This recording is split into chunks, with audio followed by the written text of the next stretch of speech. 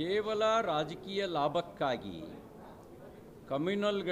ಕ್ರಿಮಿನಲ್ಗಳಿಗೆ support ಮಾಡ್ತಕ್ಕಂಥ ರಾಜನೀತಿ ದೇಶಕ್ಕೆ ಅಪಾಯಕಾರಿ.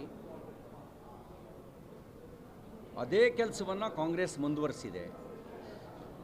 ಹುಬ್ಬಳ್ಳಿ ಪೊಲೀಸ್ ಠಾಣೆ ಮೇಲೆ ದಾಳಿ ಮಾಡಿದವರು ಅವರು ದೇಶಪ್ರೇಮಿಗಳ ಅಥವಾ ರೈತರ ಅಥವಾ ಕನ್ನಡ ಪ್ರೇಮಿಗಳ? ಅವರು ಮತಾಂಧರು. ತನ್ನ ಮತೀಯ ವಿಚಾರಕ್ಕಾಗಿ ಸಣ್ಣ ಸಣ್ಣ ವಿಷಯಕ್ಕೂ ಕೋಮುಗಲಭೆ ಹಬ್ಬಿಸ್ತಕ್ಕಂಥ ಕ್ರಿಮಿನಲ್ ಹಿನ್ನೆಲೆ ಇರ್ತಕ್ಕಂಥವ್ರು ಪೊಲೀಸ್ ಠಾಣೆ ಮೇಲೆ ಬೆಂಕಿ ಹಾಕ್ಲಿಕ್ಕೆ ಬರ್ತಾರೆ, ಪೊಲೀಸ್ ಠಾಣೆ ಮೇಲೆ ದಾಳಿ ನಡೆಸ್ತಾರೆ. ಅವ್ರ ಕೇಸ್ ವಾಪಸ್ ತೆಗೆದುಕೊಳ್ಳುವಂಥ ಕೆಟ್ಟ ರಾಜನೀತಿಯನ್ನು ಕಾಂಗ್ರೆಸ್ ಪಾರ್ಟಿ ಮಾಡ್ತಾಯಿದೆ. ಇವರಿಗೆ ಯಾವುದರಲ್ಲಿ ಹೊಡಿಬೇಕು? ಇವ್ರ ರಾಜನೀತಿಗೆ ಯಾವುದರಲ್ಲಿ ಹೊಡಿಬೇಕು ಹೇಳಿ? ಇದಕ್ಕೆ ಶಬ್ದಗಳಿಂದ ಖಂಡಿಸೋರು ಸಾಕಾಗೋದಿಲ್ಲ. ಜನ ಇವರಿಗೆ ಮುಖಕ್ಕೆ ಮಂಗಳಾರತಿ ಎತ್ತಬೇಕು, ಕ್ಯಾಕರ್ಸ್ ಉಗಿಬೇಕು, ಅವಾಗಲೇ ಬುದ್ಧಿ ಬರೋದು. ಈ ಕೆಟ್ಟ ರಾಜನೀತಿಯ ಪರಿಣಾಮ ಬಹುಶಃ ಇವರ ಮನಸ್ಥಿತಿಯೇ ಎಷ್ಟು ಕೆಟ್ಟು ಹೋಗಿದೆ ಅನ್ನೋದಕ್ಕೆ ನಿದರ್ಶನ. ನೋಡಿ, ಇದುವರೆಗೂ 656 ಕೋಟಿ ರೂಪಾಯಿ ಹಾಲು ಉತ್ಪಾದಕ ಮಹಿಳೆಯರಿಗೆ ಸರ್ಕಾರ ಕೊಡಬೇಕಾದಂಥ ಸಬ್ಸಿಡಿಯನ್ನು ಬಾಕಿ ಉಳಿಸ್ಕೊಂಡಿದೆ. ಈ ಸರ್ಕಾರ ಬಂದ ಮೇಲೆ ಮೊದಲನೇ ವರ್ಷದಲ್ಲೇ 5 ರೂಪಾಯಿ ಹಾಲಿನ ದರ ಹೆಚ್ಚಳ ಮಾಡಿದ್ರು. ಆದರೂ ಹಾಲಿನ ಸಬ್ಸಿಡಿನ ಕೊಟ್ಟಿಲ್ಲ. ಬೆಲೆ ಏರಿಸ್ತಾರೆ, ಗ್ರಾಹಕನಿಗೆ ಹೊರೆ ಮಾಡ್ತಾರೆ. ಆದರೆ ಹಾಲು ಉತ್ಪಾದಕರಿಗೆ ಕೊಡಬೇಕಾದಂಥ ಹಣ ಕೊಡಲ್ಲ. ಹಾಲು ಉತ್ಪಾದಕರಿಗೆ ನೇರವಾಗಿ ಹೆಚ್ಚಳ ಮಾಡಿ ಕೊಡೋದಾದರೆ ನಮ್ಮದೇನೂ ತಕರಾರಿಲ್ಲ. ಆದರೆ ಇವರು ಬೆಲೆ ಏರಿಕೆ ಮಾಡಿ ಹಾಲು ಉತ್ಪಾದಕರಿಗೆ ಬರೆ ಹಾಕೋದಾದರೆ, ಗ್ರಾಹಕರಿಗೆ ಬರೆ ಹಾಕೋದಾದರೆ ಅದಕ್ಕೆ ನಮ್ಮ ವಿರೋಧ ಇದೆ. ಬೆಲೆ ಹೆಚ್ಚಳ ಮಾಡಿ ಅದನ್ನು ಹಾಲು ಉತ್ಪಾದಕರಿಗೆ ಡೈರೆಕ್ಟಾಗಿ ಟ್ರಾನ್ಸ್ಫರ್ ಮಾಡೋದಾದರೆ ಅದಕ್ಕೆ ನಮ್ಮದೇನೂ ತಕರಾರಿಲ್ಲ.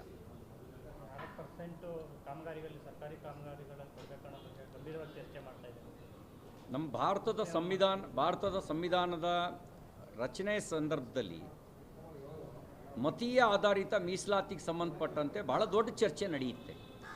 ಆಗ ಕೆಲವರು ಮುಸಲ್ಮಾನರಿಗೆ ಮತೀಯ ಆಧಾರದಲ್ಲಿ ಮೀಸಲಾತಿ ಕೊಡಬೇಕು ಅಂತ ಹೇಳಿದಾಗ ಸಂವಿಧಾನ ಶಿಲ್ಪಿ ಡಾಕ್ಟರ್ BR ಅಂಬೇಡ್ಕರ್ ಅವರು ಭಾಳ ಸ್ಪಷ್ಟವಾಗಿ ವಿರೋಧಿಸ್ತಾರೆ.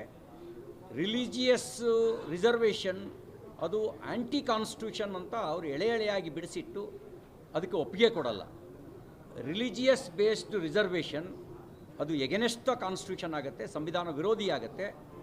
ಸಂವಿಧಾನಕ್ಕೆ ವಿರುದ್ಧವಾಗಿರ್ತಕ್ಕಂಥವ್ರು, ಡಾಕ್ಟರ್ ಬಾಬಾ ಸಾಹೇಬ್ ಅಂಬೇಡ್ಕರ್ ಅವರ ಚಿಂತನೆಗೆ ವಿರುದ್ಧವಾಗಿರ್ತಕ್ಕಂಥವ್ರು, ಅಂಥವ್ರು ಮಾತ್ರ ಮತೀಯ ಆಧಾರಿತ ಮೀಸಲಾತಿಯ ಬಗ್ಗೆ ಯೋಚನೆ ಮಾಡ್ತಾರೆ. ಇದನ್ನು ನಾವು ಖಂಡಿಸ್ತೇವೆ. ಯಾವುದೇ ರೀತಿಯ ಮತೀಯ ಆಧಾರಿತ ಮೀಸಲಾತಿ ಕೊಡೋದು ಅಂತ ಹೇಳಿದ್ರೆ ಜಿನ್ನಾನ ಸಮರ್ಥಕರು ಮಾತ್ರ ಇಂಥ ಮಾನಸಿಕತೆ ಹೊಂದಿರ್ತಾರೆ. ಜಿನ್ನಾನನ್ನು ಸಮರ್ಥನೆ ಮಾಡೋರು, ಪಾಕಿಸ್ತಾನವನ್ನು ಸಮರ್ಥನೆ ಮಾಡೋರು ಅಥವಾ ಪಾಕಿಸ್ತಾನದ ಅಪ್ಪಂದಿರಿಗೆ ಹುಟ್ಟಿದವರು ಮಾತ್ರ ಇಂಥ ಯೋಚನೆಯನ್ನು ಮಾಡ್ತಾರೆ, ಇಂಥ ಪ್ರಸ್ತಾಪವನ್ನು ಮುಂದಿಡ್ತಾರೆ. ಭಾರತೀಯ ಸಂವಿಧಾನದ ಮೇಲೆ ನಂಬಿಕೆ ಇಟ್ಟಿರ್ತಕ್ಕಂಥವ್ರು, ಡಾಕ್ಟರ್ ಅಂಬೇಡ್ಕರ್ ಅವರ ವಿಚಾರದ ವಿರುದ್ಧ ಯಾರಿಲ್ಲ, ಅವ್ರು ಯಾರೂ ಇಂಥ ಯೋಚನೆ ಮಾಡೋದಿಲ್ಲ. ಅಂಥದ್ದೇನಾದ್ರು ಮಾಡಿದ್ರೆ ನಾವು ರಾಜ್ಯವ್ಯಾಪಿ ಆಂದೋಲನ ಮಾಡ್ತೀವಿ. ಯಾರು ಆ ರೀತಿ ಸಮರ್ಥಿಸ್ತಾರೆ ಅವ್ರನ್ನ ಪಾಕಿಸ್ತಾನಕ್ಕೆ ಕಳಿಸ್ಬೇಕು. ಅವ್ರು ಯಾರೂ ಇಲ್ಲಿರೋದಕ್ಕೆ ಲಾಯಕ್ಕಲ್ಲ. ಕೇವಲ ರಾಜಕೀಯ ಲಾಭಕ್ಕಾಗಿ ಕ್ರಿಮಿನಲ್ಗಳಿಗೆ ಸಪೋರ್ಟ್ ಮಾಡ್ತಕ್ಕಂಥ ರಾಜನೀತಿ ದೇಶಕ್ಕೆ ಅಪಾಯಕಾರಿ. ಅದೇ ಕೆಲಸವನ್ನು ಕಾಂಗ್ರೆಸ್ ಮುಂದುವರಿಸಿದೆ. ಹುಬ್ಬಳ್ಳಿ ಪೊಲೀಸ್ ಠಾಣೆ ಮೇಲೆ ದಾಳಿ ಮಾಡಿದವರು ಅವರು ದೇಶಪ್ರೇಮಿಗಳ ಅಥವಾ ರೈತರ ಅಥವಾ ಕನ್ನಡ ಪ್ರೇಮಿಗಳ? ಅವರು ಮತಾಂಧರು. ತನ್ನ ಮತೀಯ ವಿಚಾರಕ್ಕಾಗಿ ಸಣ್ಣ ಸಣ್ಣ ವಿಷಯಕ್ಕೂ ಕೋಮುಗಲಭೆ ಹಬ್ಬಿಸ್ತಕ್ಕಂಥ ಕ್ರಿಮಿನಲ್ ಹಿನ್ನೆಲೆ ಇರ್ತಕ್ಕಂಥವ್ರು ಪೊಲೀಸ್ ಠಾಣೆ ಮೇಲೆ ಬೆಂಕಿ ಹಾಕ್ಲಿಕ್ಕೆ ಬರ್ತಾರೆ, ಪೊಲೀಸ್ ಠಾಣೆ ಮೇಲೆ ದಾಳಿ ನಡೆಸ್ತಾರೆ. ಅವ್ರ ಕೇಸ್ ವಾಪಸ್ ತೆಗೆದುಕೊಳ್ಳುವಂಥ ಕೆಟ್ಟ ರಾಜನೀತಿಯನ್ನು ಕಾಂಗ್ರೆಸ್ ಪಾರ್ಟಿ ಮಾಡ್ತಾಯಿದೆ. ಇವರಿಗೆ ಯಾವುದರಲ್ಲಿ ಹೊಡಿಬೇಕು? ಇವ್ರ ರಾಜನೀತಿಗೆ ಯಾವುದರಲ್ಲಿ ಹೊಡಿಬೇಕು ಹೇಳಿ? ಇದಕ್ಕೆ ಶಬ್ದಗಳಿಂದ ಖಂಡಿಸೋರು ಸಾಕಾಗೋದಿಲ್ಲ. ಜನ ಇವರಿಗೆ ಮುಖಕ್ಕೆ ಮಂಗಳಾರತಿ ಎತ್ತಬೇಕು, ಕ್ಯಾಕರ್ಸ್ ಉಗಿಬೇಕು, ಅವಾಗಲೇ ಬುದ್ಧಿ ಬರೋದು. ಈ ಕೆಟ್ಟ ರಾಜನೀತಿಯ ಪರಿಣಾಮ ಬಹುಶಃ ಇವರ ಮನಸ್ಥಿತಿಯೇ ಎಷ್ಟು ಕೆಟ್ಟು ಹೋಗಿದೆ ಅನ್ನೋದಕ್ಕೆ ನಿದರ್ಶನ. ದರ ಹೆಚ್ಚಳ ಬಗ್ಗೆ ಚರ್ಚೆ ಆಗಿದೆ. ನೋಡಿ, ಇದುವರೆಗೂ 656 ಕೋಟಿ ರೂಪಾಯಿ ಹಾಲು ಉತ್ಪಾದಕ ಮಹಿಳೆಯರಿಗೆ ಸರ್ಕಾರ ಕೊಡಬೇಕಾದಂಥ ಸಬ್ಸಿಡಿಯನ್ನು ಬಾಕಿ ಉಳಿಸ್ಕೊಂಡಿದೆ. ಈ ಸರ್ಕಾರ ಬಂದ ಮೇಲೆ ಮೊದಲನೇ ವರ್ಷದಲ್ಲೇ 5 ರೂಪಾಯಿ ಹಾಲಿನ ದರ ಹೆಚ್ಚಳ ಮಾಡಿದ್ರು. ಆದರೂ ಹಾಲಿನ ಸಬ್ಸಿಡಿನ ಕೊಟ್ಟಿಲ್ಲ. ಬೆಲೆ ಏರಿಸ್ತಾರೆ, ಗ್ರಾಹಕನಿಗೆ ಹೊರೆ ಮಾಡ್ತಾರೆ, ಆದರೆ ಹಾಲು ಉತ್ಪಾದಕರಿಗೆ ಕೊಡಬೇಕಾದಂಥ ಹಣ ಕೊಡಲ್ಲ. ಹಾಲು ಉತ್ಪಾದಕರಿಗೆ ನೇರವಾಗಿ ಹೆಚ್ಚಳ ಮಾಡಿ ಕೊಡೋದಾದರೆ ನಮ್ಮದೇನೂ ತಕರಾರಿಲ್ಲ. ಆದರೆ ಇವರು ಬೆಲೆ ಏರಿಕೆ ಮಾಡಿ ಹಾಲು ಉತ್ಪಾದಕರಿಗೆ ಬರೆ ಹಾಕೋದಾದರೆ, ಗ್ರಾಹಕರಿಗೆ ಬರೆ ಹಾಕೋದಾದರೆ ಅದಕ್ಕೆ ನಮ್ಮ ವಿರೋಧ ಇದೆ. ಬೆಲೆ ಹೆಚ್ಚಳ ಮಾಡಿ ಅದನ್ನು ಹಾಲು ಉತ್ಪಾದಕರಿಗೆ ಡೈರೆಕ್ಟಾಗಿ ಟ್ರಾನ್ಸ್ಫರ್ ಮಾಡೋದಾದರೆ ಅದಕ್ಕೆ ನಮ್ಮದೇನೂ ತಕರಾರಿಲ್ಲ. 60% ಕಾಮಗಾರಿಗಳಲ್ಲಿ ಸರ್ಕಾರಿ ಕಾಮಗಾರಿಗಳನ್ನು ಕೊಡಬೇಕನ್ನೋ ಬಗ್ಗೆ ಗಂಭೀರವಾಗಿ ಚರ್ಚೆ ಮಾಡ್ತಾ ಇದ್ದಾರೆ.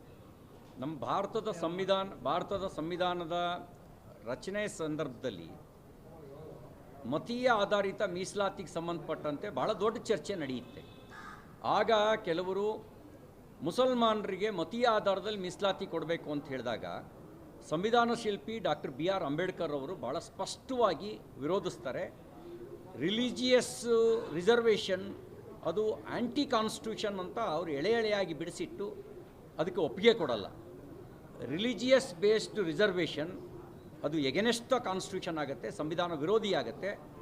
ಸಂವಿಧಾನಕ್ಕೆ ವಿರುದ್ಧವಾಗಿರ್ತಕ್ಕಂಥವ್ರು, ಡಾಕ್ಟರ್ ಬಾಬಾ ಸಾಹೇಬ್ ಅಂಬೇಡ್ಕರ್ ಅವರ ಚಿಂತನೆಗೆ ವಿರುದ್ಧವಾಗಿರ್ತಕ್ಕಂಥವ್ರು, ಅಂಥವ್ರು ಮಾತ್ರ ಮತೀಯ ಆಧಾರಿತ ಮೀಸಲಾತಿಯ ಬಗ್ಗೆ ಯೋಚನೆ ಮಾಡ್ತಾರೆ. ಇದನ್ನು ನಾವು ಖಂಡಿಸ್ತೇವೆ. ಯಾವುದೇ ರೀತಿಯ ಮತೀಯ ಆಧಾರಿತ ಮೀಸಲಾತಿ ಕೊಡೋದು ಅಂತ ಹೇಳಿದ್ರೆ ಜಿನ್ನಾನ ಸಮರ್ಥಕರು ಮಾತ್ರ ಇಂಥ ಮಾನಸಿಕತೆಯನ್ನು ಹೊಂದಿರ್ತಾರೆ. ಜಿನ್ನಾನನ್ನು ಸಮರ್ಥನೆ ಮಾಡೋರು, ಪಾಕಿಸ್ತಾನವನ್ನು ಸಮರ್ಥನೆ ಮಾಡೋರು ಅಥವಾ ಪಾಕಿಸ್ತಾನದ ಅಪ್ಪಂದಿರಿಗೆ ಹುಟ್ಟಿದವರು ಮಾತ್ರ ಇಂಥ ಯೋಚನೆಯನ್ನು ಮಾಡ್ತಾರೆ, ಇಂಥ ಪ್ರಸ್ತಾಪವನ್ನು ಮುಂದಿಡ್ತಾರೆ. ಭಾರತೀಯ ಸಂವಿಧಾನದ ಮೇಲೆ ನಂಬಿಕೆ ಇಟ್ಟಿರ್ತಕ್ಕಂಥವ್ರು, ಡಾಕ್ಟರ್ ಅಂಬೇಡ್ಕರ್ ಅವರ ವಿಚಾರದ ವಿರುದ್ಧ ಯಾರಿಲ್ಲ, ಅವ್ರು ಯಾರೂ ಇಂಥ ಯೋಚನೆ ಮಾಡೋದಿಲ್ಲ. ಅಂಥದ್ದೇನಾದ್ರು ಮಾಡಿದ್ರೆ ನಾವು ರಾಜ್ಯವ್ಯಾಪಿ ಆಂದೋಲನ ಮಾಡ್ತೀವಿ. ಯಾರು ಆ ರೀತಿ ಸಮರ್ಥಿಸ್ತಾರೆ ಅವ್ರನ್ನ ಪಾಕಿಸ್ತಾನಕ್ಕೆ ಕಳಿಸ್ಬೇಕು. ಅವ್ರು ಯಾರೂ ಇಲ್ಲಿರೋದಕ್ಕೆ ಲಾಯಕ್ಕಲ್ಲ. ಕೇವಲ ರಾಜಕೀಯ ಲಾಭಕ್ಕಾಗಿ ಕ್ರಿಮಿನಲ್ಗಳಿಗೆ ಸಪೋರ್ಟ್ ಮಾಡ್ತಕ್ಕಂಥ ರಾಜನೀತಿ ದೇಶಕ್ಕೆ ಅಪಾಯಕಾರಿ. ಅದೇ ಕೆಲಸವನ್ನು ಕಾಂಗ್ರೆಸ್ ಮುಂದುವರಿಸಿದೆ. ಹುಬ್ಬಳ್ಳಿ ಪೊಲೀಸ್ ಠಾಣೆ ಮೇಲೆ ದಾಳಿ ಮಾಡಿದವರು ಅವರು ದೇಶಪ್ರೇಮಿಗಳ ಅಥವಾ ರೈತರ ಅಥವಾ ಕನ್ನಡ ಪ್ರೇಮಿಗಳ?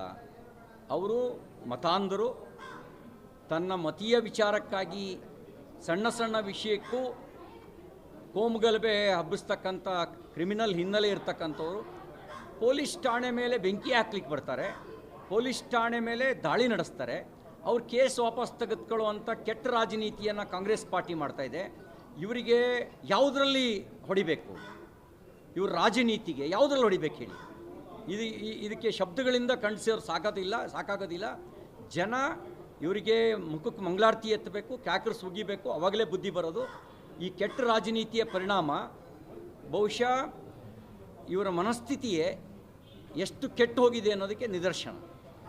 ಹಾಲಿನ ದರ ಹೆಚ್ಚಳ ಬಗ್ಗೆ ಚರ್ಚೆ ಆಗಿದೆ. ನೋಡಿ, ಇದುವರೆಗೂ 656 ಕೋಟಿ ರೂಪಾಯಿ ಹಾಲು ಉತ್ಪಾದಕ ಮಹಿಳೆಯರಿಗೆ ಸರ್ಕಾರ ಕೊಡಬೇಕಾದಂಥ ಸಬ್ಸಿಡಿಯನ್ನು ಬಾಕಿ ಉಳಿಸ್ಕೊಂಡಿದೆ. ಈ ಸರ್ಕಾರ ಬಂದ ಮೇಲೆ ಮೊದಲನೇ ವರ್ಷದಲ್ಲೇ 5 ರೂಪಾಯಿ ಹಾಲಿನ ದರ ಹೆಚ್ಚಳ ಮಾಡಿದ್ರು. ಆದರೂ ಹಾಲಿನ ಸಬ್ಸಿಡಿನ ಕೊಟ್ಟಿಲ್ಲ. ಬೆಲೆ ಏರಿಸ್ತಾರೆ, ಗ್ರಾಹಕನಿಗೆ ಹೊರೆ ಮಾಡ್ತಾರೆ, ಆದರೆ ಹಾಲು ಉತ್ಪಾದಕರಿಗೆ ಕೊಡಬೇಕಾದಂಥ ಹಣ ಕೊಡಲ್ಲ. ಹಾಲು ಉತ್ಪಾದಕರಿಗೆ ನೇರವಾಗಿ ಹೆಚ್ಚಳ ಮಾಡಿ ಕೊಡೋದಾದರೆ ನಮ್ಮದೇನೂ ತಕರಾರಿಲ್ಲ. ಆದರೆ ಇವರು ಬೆಲೆ ಏರಿಕೆ ಮಾಡಿ ಹಾಲು ಉತ್ಪಾದಕರಿಗೆ ಬರೆ ಹಾಕೋದಾದರೆ, ಗ್ರಾಹಕರಿಗೆ ಬರೆ ಹಾಕೋದಾದರೆ ಅದಕ್ಕೆ ನಮ್ಮ ವಿರೋಧ ಇದೆ. ಬೆಲೆ ಹೆಚ್ಚಳ ಮಾಡಿ ಅದನ್ನು ಹಾಲು ಉತ್ಪಾದಕರಿಗೆ ಡೈರೆಕ್ಟಾಗಿ ಟ್ರಾನ್ಸ್ಫರ್ ಮಾಡೋದಾದರೆ ಅದಕ್ಕೆ ನಮ್ಮದೇನೂ ತಕರಾರಿಲ್ಲ. 60% ಕಾಮಗಾರಿಗಳಲ್ಲಿ ಸರ್ಕಾರಿ ಕಾಮಗಾರಿಗಳನ್ನು ಕೊಡಬೇಕನ್ನೋ ಬಗ್ಗೆ ಗಂಭೀರವಾಗಿ ಚರ್ಚೆ ಮಾಡ್ತಾ ಇದ್ದಾರೆ. ನಮ್ಮ ಭಾರತದ ಸಂವಿಧಾನದ ರಚನೆ ಸಂದರ್ಭದಲ್ಲಿ ಮತೀಯ ಆಧಾರಿತ ಮೀಸಲಾತಿಗೆ ಸಂಬಂಧಪಟ್ಟಂತೆ ಬಹಳ ದೊಡ್ಡ ಚರ್ಚೆ ನಡೆಯುತ್ತೆ. ಆಗ ಕೆಲವರು ಮುಸಲ್ಮಾನರಿಗೆ ಮತೀಯ ಆಧಾರದಲ್ಲಿ ಮೀಸಲಾತಿ ಕೊಡಬೇಕು ಅಂತ ಹೇಳಿದಾಗ ಸಂವಿಧಾನ ಶಿಲ್ಪಿ ಡಾಕ್ಟರ್ ಬಿ ಆರ್ ಅಂಬೇಡ್ಕರ್ ಅವರು ಭಾಳ ಸ್ಪಷ್ಟವಾಗಿ ವಿರೋಧಿಸ್ತಾರೆ. ರಿಲಿಜಿಯಸ್ ರಿಸರ್ವೇಷನ್ ಅದು ಆ್ಯಂಟಿ ಕಾನ್ಸ್ಟಿಟ್ಯೂಷನ್ ಅಂತ ಅವರು ಎಳೆಯಾಗಿ ಬಿಡಿಸಿಟ್ಟು ಅದಕ್ಕೆ ಒಪ್ಪಿಗೆ ಕೊಡಲ್ಲ. ರಿಲಿಜಿಯಸ್ ಬೇಸ್ಡ್ ರಿಸರ್ವೇಷನ್ ಅದು ಎಗೆನೆಸ್ಟ್ ದ ಕಾನ್ಸ್ಟಿಟ್ಯೂಷನ್ ಆಗುತ್ತೆ, ಸಂವಿಧಾನ ವಿರೋಧಿ ಆಗುತ್ತೆ. ಸಂವಿಧಾನಕ್ಕೆ ವಿರುದ್ಧವಾಗಿರ್ತಕ್ಕಂಥವ್ರು, ಡಾಕ್ಟರ್ ಬಾಬಾ ಸಾಹೇಬ್ ಅಂಬೇಡ್ಕರ್ ಅವರ ಚಿಂತನೆಗೆ ವಿರುದ್ಧವಾಗಿರ್ತಕ್ಕಂಥವ್ರು, ಅಂಥವ್ರು ಮಾತ್ರ ಮತೀಯ ಆಧಾರಿತ ಮೀಸಲಾತಿಯ ಬಗ್ಗೆ ಯೋಚನೆ ಮಾಡ್ತಾರೆ. ಇದನ್ನು ನಾವು ಖಂಡಿಸ್ತೇವೆ. ಯಾವುದೇ ರೀತಿಯ ಮತೀಯ ಆಧಾರಿತ ಮೀಸಲಾತಿ ಕೊಡೋದು ಅಂತ ಹೇಳಿದ್ರೆ ಜಿನ್ನಾನ ಸಮರ್ಥಕರು ಮಾತ್ರ ಇಂಥ ಮಾನಸಿಕತೆ ಹೊಂದಿರ್ತಾರೆ. ಜಿನ್ನಾನನ್ನು ಸಮರ್ಥನೆ ಮಾಡೋರು, ಪಾಕಿಸ್ತಾನವನ್ನು ಸಮರ್ಥನೆ ಮಾಡೋರು ಅಥವಾ ಪಾಕಿಸ್ತಾನದ ಅಪ್ಪಂದಿರಿಗೆ ಹುಟ್ಟಿದವರು ಮಾತ್ರ ಇಂಥ ಯೋಚನೆಯನ್ನು ಮಾಡ್ತಾರೆ, ಇಂಥ ಪ್ರಸ್ತಾಪವನ್ನು ಮುಂದಿಡ್ತಾರೆ. ಭಾರತೀಯ ಸಂವಿಧಾನದ ಮೇಲೆ ನಂಬಿಕೆ ಇಟ್ಟಿರ್ತಕ್ಕಂಥವ್ರು, ಡಾಕ್ಟರ್ ಅಂಬೇಡ್ಕರ್ ಅವರ ವಿಚಾರದ ವಿರುದ್ಧ ಯಾರಿಲ್ಲ, ಅವ್ರು ಯಾರೂ ಇಂಥ ಯೋಚನೆ ಮಾಡೋದಿಲ್ಲ. ಅಂಥದ್ದೇನಾದ್ರು ಮಾಡಿದ್ರೆ ನಾವು ರಾಜ್ಯವ್ಯಾಪಿ ಆಂದೋಲನ ಮಾಡ್ತೀವಿ. ಯಾರು ಆ ರೀತಿ ಸಮರ್ಥಿಸ್ತಾರೆ ಅವ್ರನ್ನ ಪಾಕಿಸ್ತಾನಕ್ಕೆ ಕಳಿಸ್ಬೇಕು, ಅವ್ರು ಯಾರೂ ಇಲ್ಲಿರೋದಕ್ಕೆ ಲಾಯಕ್ಕಲ್ಲ.